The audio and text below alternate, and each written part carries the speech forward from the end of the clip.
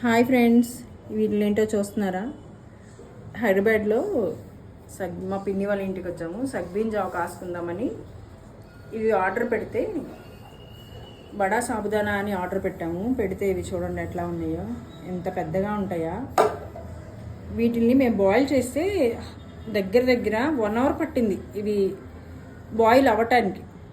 Already ఇవి ఏంటంటే boil అయినవి ఎండపెట్టేసి వీటిని ఇట్లా డ్రై లాగా చేసేసి అమ్మేస్తున్నారు. సో ఎంత టైం టేకింగ్ అంటే ఇది టేస్ట్ కూడా అంతగా అనిపించలేదు నాకు ఇవి. కానీ ఇక్కడ ఉన్న చేసుకోవాలి కాబట్టి చేస్తున్నాం. ఒకసారి చూడండి, ఇదిగోండి పాలు పోసాం కదా, ఇదిగోండి ఇదిగోండి ఉడకపెట్టాము. చూడండి ఎంత టైం టేకింగ్ అంటే ఇవి తిన్న తర్వాత ఎలా ఉంటుంది అనేది కూడా మేము ఒక ఎక్స్పెరిమెంట్ చేస్తున్నాం.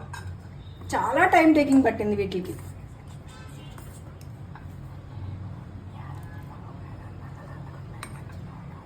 ఇదిగోండి చూడండి, చాలా టైం పట్టేస్తుంది. యాలకులు ఇవన్నీ కూడా వేసాము వీటిల్లో. సగ్బియ్యం కూడా ఫ్రై, సేమియా కూడా ఫ్రై చేసి వేసాము నేతిలో.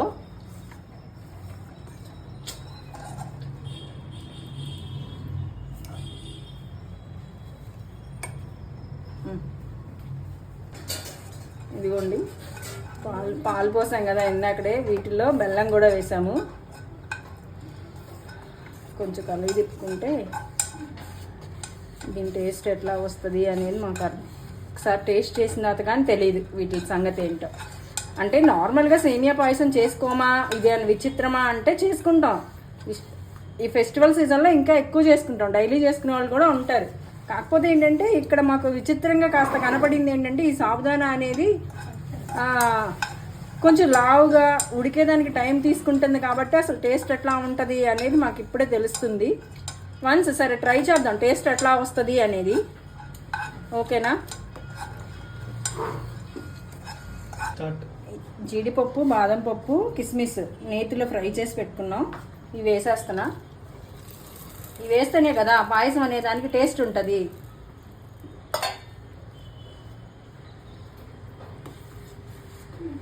ఓకే ఓకే చూడండి, కలర్ అయితే సూపర్గా ఉంది. టేస్ట్ ఎట్లా ఉంటుందో చూడాలి ఒకసారి.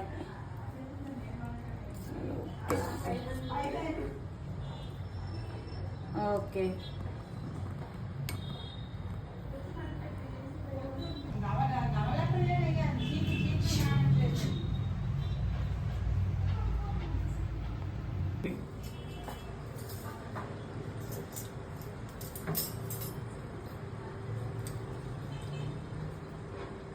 సూపర్ ఉంది. టేస్ట్ అయితే అద్దరిపోయింది. 1 అవర్ అయినా కానీ బాగానే ఉడికినాయి, పర్లేదు, చేసుకోవచ్చు. Bye friends.